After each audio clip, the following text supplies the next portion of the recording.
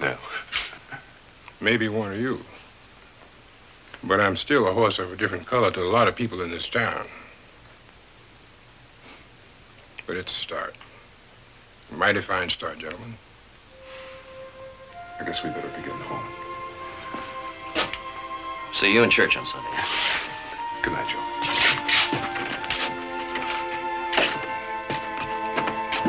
See you in church, Charlie boy. See ya. Hey.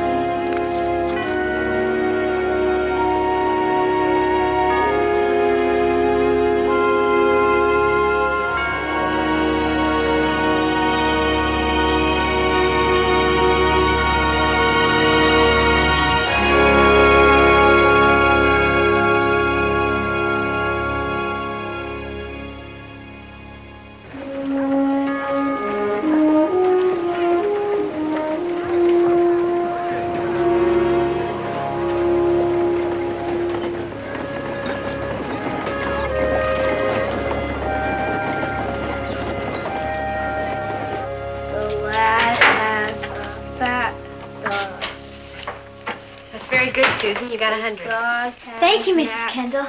Cat. Nat and Rab run.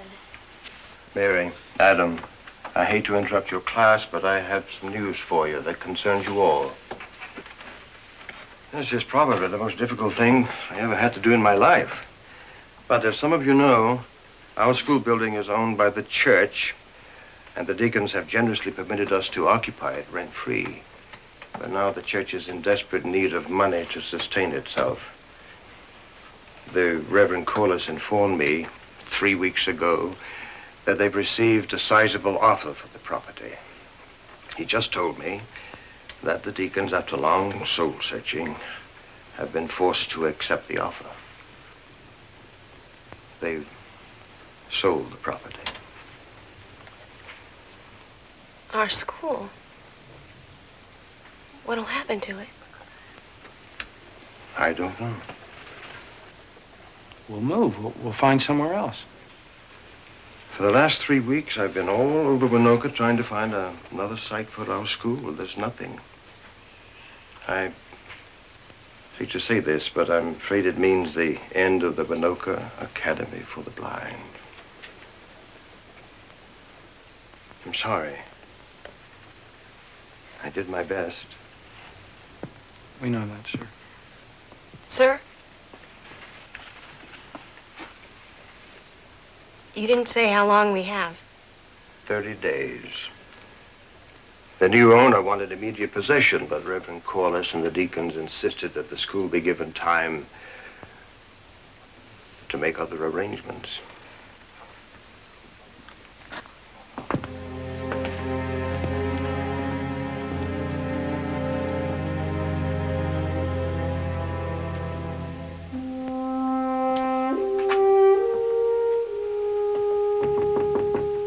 Come in.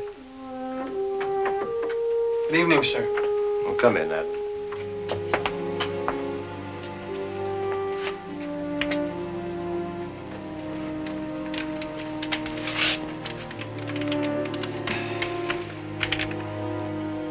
Mary and I have been going around and around, wrestling with our problem.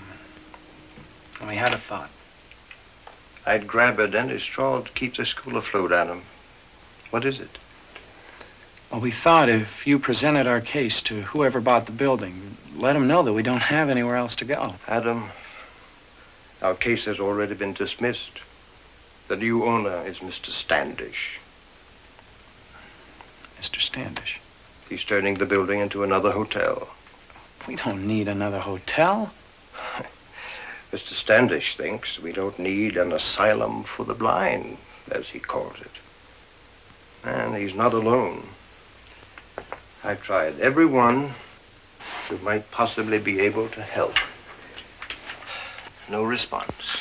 If we don't find somewhere to go, it's going to mean the closing of 2 schools. Ours and Mrs. Terhune's. We can't take in her children unless we have a place of our own. And just when I thought things were looking up, with Mrs. Terhune, we would have had a sighted person who could bear the burdens of administration. But now everything is collapsed. I'll have to tell her to find another location. If she can. It's bad news for everyone. Mostly the kids. Yes. The children, above all. I can't believe this is happening. I don't want to believe it, Adam. But I have to.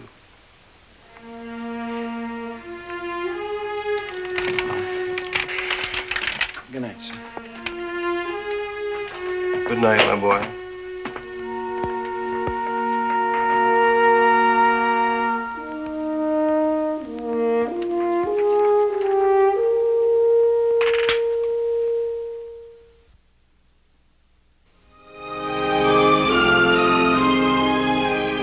Mr. Standish is the new owner of the building and wants us to move right away. We were hoping that you and Ma might be able to help us figure out something to do. Love always, Mary and Adam. That's about it in a nutshell. They lose their building. If they don't find another one, they're just going to have to quit. That's terrible. It's Mr. Standish who's terrible. Yeah, it sounds like that low-down ornery skunk.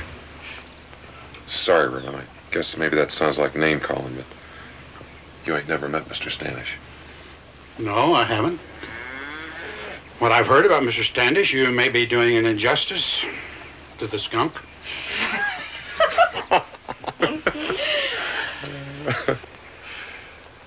If only we could find a place for them. Somewhere. Perhaps there is a place. Where? Here? Here? I was thinking about that big house Mr. Hanson left. Now, it needs work. Oh, now, hold on, Reverend. Mary said in her letter that they didn't have any money. There's just no way they could afford to buy a place like that. I didn't say buy it. I haven't been able to sell it. It's too big for a family. But it's not too big for a blind school. And it's not too run down it couldn't be fixed up. Oh, of course not. We almost had to rebuild this whole town when we came back. But it belongs to the church. We're part of the church, aren't we? Oh, Reverend Charles, it'd be like a dream come true. I suggest we stop dreaming and start doing. We'll bring it up to the congregation tomorrow.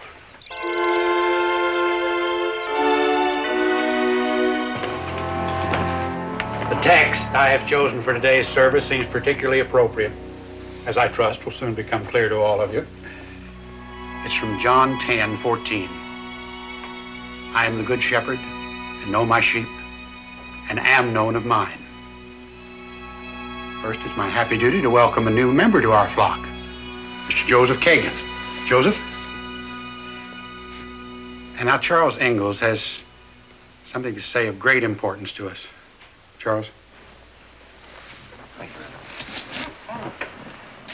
The Winoka School for the Blind, where my daughter and her husband teach, is in serious trouble. They've been notified that they have to vacate the building within the month. And they have no place to go and no money. They really have no resources at all to speak of. The Reverend will tell you the rest. Thank you. Thank you, Charles. Now, I wanted Charles to make clear precisely what the problem is, because I think we here in Walnut Grove may be able to provide an answer, a way to help those children. Now, for one thing, I refer to the house that the late and much loved Lars Hanson willed to my charge to be sold and the receipts to be used for the benefit of the church. Now, you know, I haven't been able to sell the house, and there's no foreseeable sale in the near future. But I think Mr. Hanson's house might prove of value to the church in another way. Do you remember those words in Matthew? I was hungry and you gave me meat. I was thirsty and you gave me drink.